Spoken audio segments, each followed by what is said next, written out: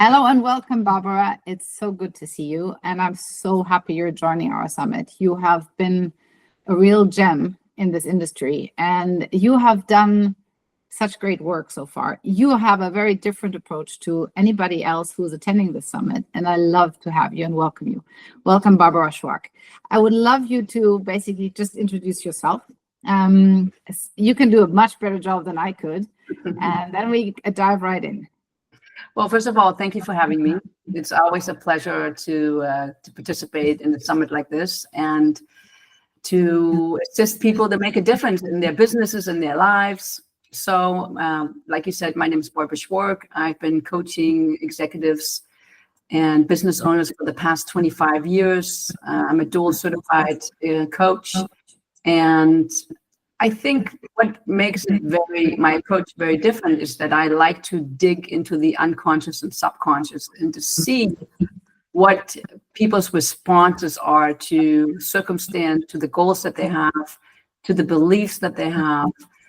Because as I look at neuroscience, I see that 90% of us is unconscious, subconscious, and only 10% intellect.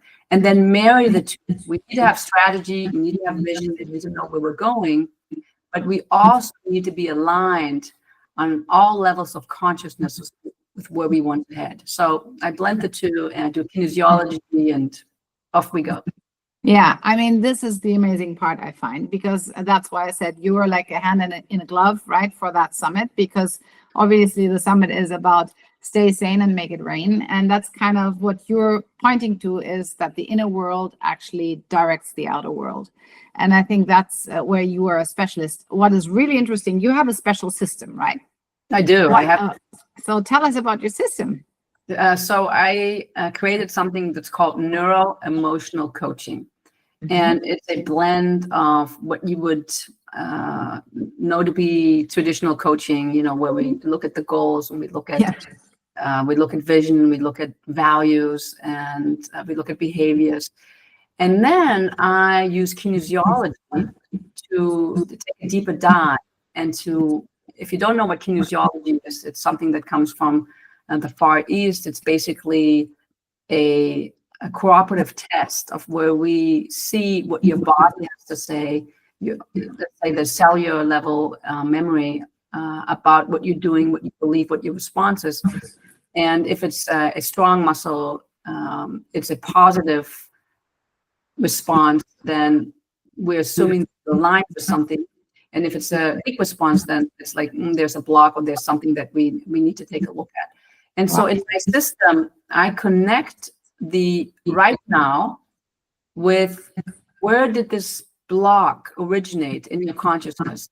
Because as we have experiences in our lives, we create survival strategies. Let's say you fell when you were a kid, and that day your mother was, or your father, or the adult wasn't in a good mood, and they didn't receive you with loving and compassion because they just didn't have it that day.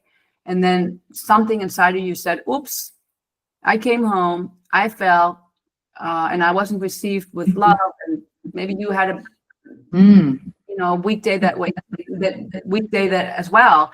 And so then your consciousness created that automatic response. And because we're a little bit like Pavlov and the dogs, we then condition ourselves to have the same response. So let's say you're working with an executive and you say to that executive, hey, how about you be a little bit more creative? Or how about you bring yourself a little bit more into the meetings? And they understand that and they go, yeah, that makes sense. But then they can't do it. And why can't they do it? Because there's something inside of themselves of where they have where they programmed themselves in a way that doesn't really give them the freedom to do it. Sometimes they can do it, Peggy, because they force themselves, but that won't last. So I do the muscle testing to find out where do we need to go and what can we do in order to reprogram that biochemical reaction, and so that there's more freedom for them to do actually the change that they want to do. Wow. So that is amazing. So basically you're going through the body because the body already knows everything, right? That's right. Kind of, right. So fantastic. So tell us a bit about, where wealth, earning money, taking care of money, making money, where does that play a role in your work? Well, it plays a big role because making money, receiving money is all about, I think, self-worth. So when we don't feel worthy, then we feel that abundance is difficult to come by. And, money basically is just a reflection of abundance. So a lot of us, we still have those beliefs that money's dirty and, money doesn't grow on trees, but you come home and, you want to buy something. Your parents said, what? Do you think I'm a money-making machine? Or money doesn't grow on trees? Yeah. And there are even some spiritual, like some Bible quotes that were misinterpreted. It's hard for a rich man. Rich man can't go to heaven. So and money and love are the great pains that we have as human beings. Mm-hmm. So a lot of us, we have some really, really negative beliefs around money. So I do some exercises of where I put money in people's hand and then I muscle test them. I can tell you 9 out of 10 times people have a negative response to money, even though intellectually they want to have more money. So then because of my system, it could be a slew of emotions. It could be anger. It could be frustration. It could be low self-esteem, whatever. And so we want to neutralize that as well as wasting money, because inevitable when you are an entrepreneur, you need to be okay with wasting money. Yes. And you need to be okay with receiving money. So we have having it, receiving it, and wasting it or letting it go. So that is important because, and I've done this with, I don't know, thousands of people, and I can point to so many results where people quadrupled their income, they got a promotion, they were able to amazing things because all of a sudden they were okay with money, neutral. Incredible. That's incredible, right? Because of course I grew up, as a lot of us grew up, is the money doesn't grow on trees, that for sure. And of course there's never enough, right? And there is never enough, I can reflect upon that. And I do a lot of work around it, not on that level, which I find super interesting, but this way to approach, as you say, right? As an entrepreneur, you have to invest. There is no way to sit on your money. Now, I'm living in a culture, living in Switzerland, where everybody hoards money, right? Which is, as you say, right? You're holding on to it. And if you're holding on to it, guess what? I mean, something happens, right? Yeah. Something might happen in life, right? Yeah. So this abundance mindset. So once you went through the body and through the cellular level, what is it? What results would you say are the ones which make the greatest change in people's lives in terms of their mindset? Yeah. So people are neutral now, and so when you're neutral and you look at money as a medium of exchange, you look at water and you don't go, "Oh my God, water!" So just like water's water. You then are able to actualize your goals. So it's like, let's say, I want to sell more, or I want to grow my business. Right. Then I have I'm more neutral about doing it. So it's like, if there's a no, then there's a no, and I just keep going. If there's a yes, great. So I keep going. I can tell you, I did a study once with financial planners.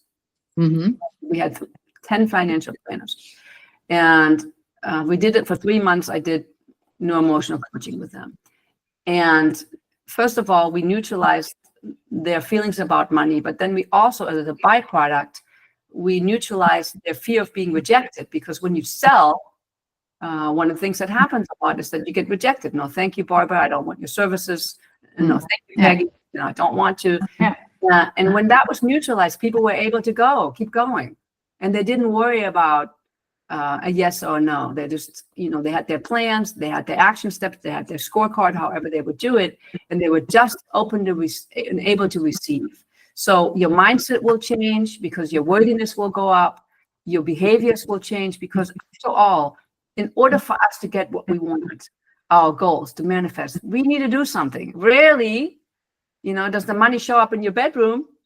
Absolutely. Yeah, you have to take action. But we want to do something, and we're able to trust our intuition more. And we can say, well, maybe this would be a good way to go. Maybe this is the right kind of person to go. This is a gatekeeper. So we have strategies, and we're able to easily, or much more easily, implement the strategies that will get us from A to B. I find that super interesting, because on a thought level, I totally get that, right? Mm-hmm. Especially the things you're saying around, how do I make sure that I integrated mindset, which basically is neutral, right? I could do that intellectually, Right. but I have the feeling it wouldn't stick. It You know what won't. I mean? Yeah. And I have been there. So it's not that I'm talking, I've been there. I come there all the time, again and again, right? Because obviously I've been self-employed, or I've been an entrepreneur since 20 years. You can imagine, how that goes, right? Goes up and down and up. So I have trained my mind. Now this creates a lot of stress, right? That creates a lot of stress. It creates a lot of uncertainty, and it's always future focused, because obviously in the moment everything is okay. So I can say living in the present does help me, but the thought process as such is not helping me long term to override this type of fear, because that's what it is, right? Right. Absolutely. You're totally correct. So neuroscience shows us that 10% of our brain is intellect. The rest, 90%, is subconscious and unconscious. If I'm using my willpower and I have this fear that is being triggered, let's just say, for simplicity, fear about where's the money coming from, where's my next client coming from, then my 10% will help me, but it's hard. So what I'm interested in is I want to change your response to that fundamentally, neutralize it for once and for all. And so when you look at that, you're like, I'm neutral about it. And I'm not going into my worry. I'm not going into my anxiety about it. I'm not all that negative response, because the negative response is a biochemical chain reaction. There we go. From the past. Right. It's very rarely that it comes from the now. So if I can go and realize and make the connection, which is what I do in my work, that, daddy was unemployed when I was 3 years old, and all of a sudden we didn't have money anymore. And that is really what's going on today. If I neutralize that 3-year-old survival strategy, or a 5-year-old or 7-year-old, then what I have to deal with in the now is going to be very, very, very small. Right. If any, and I can just go, okay, I get it. It's a snippet of my time, and then I move on and move into the behaviors that, will result in what it is that I want. Yes, and I think the best part of it all is, one thing is the result, which is phenomenal, obviously, but the best part of it all, it's coming with ease. Exactly. Right? Ease. So even when you speak, I kind of feel, it kind of takes the weight off you, which is fantastic, because I think, as you said, it's hard, to go with your brain all the time against basically your brain, right? Whatever is ingrained in you is very, very hard work. It's very tiring. And that's what creates a lot of headaches in the real sense of the word. I don't know what your experience is, but I have a lot of clients who have headaches a lot of times. Physical headaches, where you kind of go, okay, maybe it's based on the fact there's something on the cellular level which is going on, and you're trying to override it with your brain. Right. So how do you actually, I know you have your system, but if 90% is unconscious, do you get a lot of pushback on that if you tell that to like successful CEOs? What would a successful CEO go, Barbara, okay, that's great, but what do you mean? How do you make them understand? I have this very sort of scientific presentation where I talk about the brain. Mm-hmm. And if people want to, it's like 5 to 7 minutes on my YouTube channel. It's easy to watch some of the videos. So I just talk about it and explain it to them. I show them the limbic system. I show them the reptilian, and then I have them do a little exercise where they, then relate to it in their own worlds, and they go, oh my God, yeah, I see that, how that works.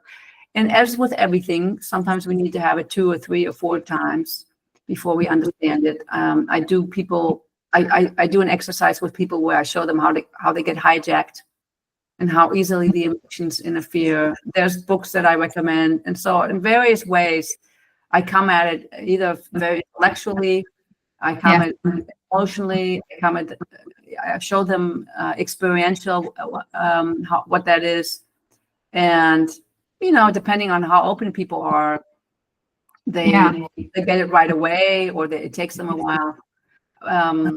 And for me, it's important to spread that message, because once you understand that, once you experience it and you look through those lenses, everything will look different. Yes, and the interesting part is you have to help me with this word. It's awful. I have a real problem saying it. But kinesiology, right? Yes. Thanks. It's basically the way to access the body's truth, right? Yeah, it's like a thermometer. It's like a thermometer or like an oil gauge. Right. How do you do that online? I mean, does that work online?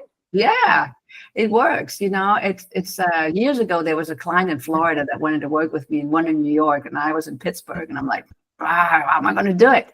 And then I saw that other people were doing it. I was like, okay. So it was a mindset shift. Yeah, sounds like it. Great. I had to go, oh, they do it. Okay, it works. Okay, Barbara, maybe you can do it. So basically, think about it that we're energy. And sitting on a chair, but the chair's not really solid. It's really molecules that are moving around. It's just for us, our eye who's not that sensitive, it appears solid. If I go like this, I'm moving something. You're sitting over there, a few thousand kilometers away, but technically speaking, you could actually sense it. Totally. And if you're thinking about your child or you're thinking about a loved one and you think really, really, really, really hard, before you know it, you know what's going on with them. And especially if you train yourself to do so, you can sort of get into your energy field. Absolutely. So if you give me permission to get into your energy field, then I will do that. And honestly, a little bit of, I don't really know how I do it. I think I've always been able to do it. It's very easy for me. I get into your energy field and then I use myself as a proxy. So I will test myself with your permission, and then I will know what's going on. So it's all right. So basically using my energy field, right? Yeah. To test. Do you want to do a demo? Do you want to do a demo? Okay, sure. Okay. I mean, it's like I use this hand. Okay. So I don't know if it's yes. That's your left one, right? That's my left hand. It's easier for me. And when I muscle test, there's usually a few steps that we go through in order to make it happen. Or no, just to make sure that you are in a state that you can be muscle tested and it's safe and you feel good about it. Because the difference between this and hypnosis is that you're actively participating in the process. I have done kinesiology, so I know how it works, and it actually helped me on the physical body massively. Wow. So yeah, fantastic. Okay. So we'll see how far we want to go, because the actual neuro-emotional coaching can be very personal. Of course, you can just if you have a simplistic example, if that works. I don't know. Well, the simplicity, you would be. I can give a personal example. So okay, let's do that.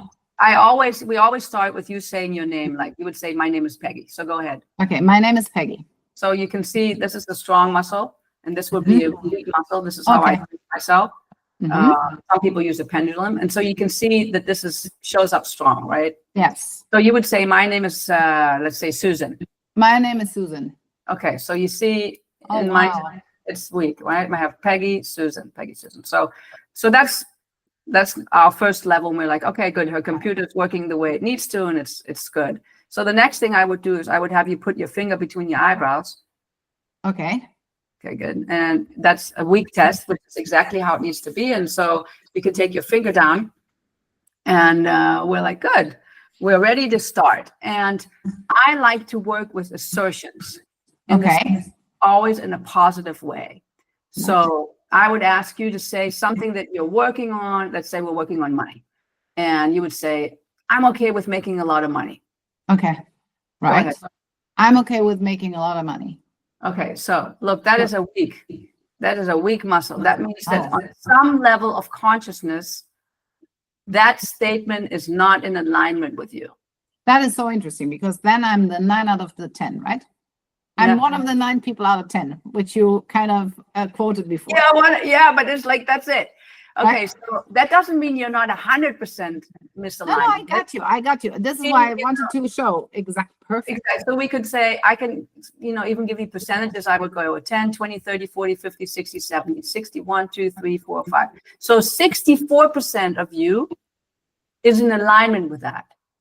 Right. And 36 isn't. So Isn't. 36%, then you can sort of gauge and go, oh my God, Barbara, yeah, I can see when I move myself over here and I'm okay with it, but there's that little tiny bit where I go, okay. Oh, that is so cool, Barbara. That's such a good demo. Exactly. So it gives us such a good, everybody, such a good feeling in how your work actually works. And I totally relate to that, by the way. I mean, I couldn't have pinpointed it to 36%, obviously, but I would have totally said there's something, totally. A third. I would have probably said it a third or even 50%, frankly. Okay, well, you know. Depending on my state. Depending on my state, right? Sorry. So then I look up here because I have a chart here. Then Yes. I look at that statement and I say, what emotion is connected here? Where do we go in order to get this? The goal of neuro-emotional coaching is always to get you to be 100% aligned with the statement. Right. Okay, so then I would go, so let's just go for it, shall we? Okay, sure. Go for it. So we have, I'm going to test you and see what emotion is connected with that statement. So what I need you to do is keep saying that statement, I'm okay with making a lot of money. I'm okay with making a lot of money. Keep going. I'm okay with making a lot of money. Keep going. I'm okay with making a lot of money. I'm okay with making a lot of money. Okay, you can stop. So what I was doing as I was moving my other hand around, Yes. can't see, is I was checking for different zones of the body, because, you know, meridians, to see where do I need to look? Where do I need to look in terms of emotionality? And we're in the low self-esteem category. And then the next thing that I would do is I would pinpoint the emotion specifically. Right. So let's just go. Let's see. So we have oversympathetic in all those emotions, and we have low self-esteem in all those. So in your body, remember, because we're not interested in the intellect. Your body. No, I'm with you. I'm with you. That statement, I'm okay with making a lot of money. And in a minute, you'll see how it all falls into place, because you're super aware. It's connected with oversympathetic. Oversympathetic. So now we would move into a coaching conversation. Yes. And I would say, hey, what does that mean to you? How do you relate? How does that make sense right now? Right. So, and you would see something about yourself that you either didn't know before, or you go, oh my God, you know, I've been dealing with this forever. And we would talk about it. Yeah, I would already know. You would know. Yeah. Okay. Then what we would do is we would look to see, when was the most original event in your created body that created that?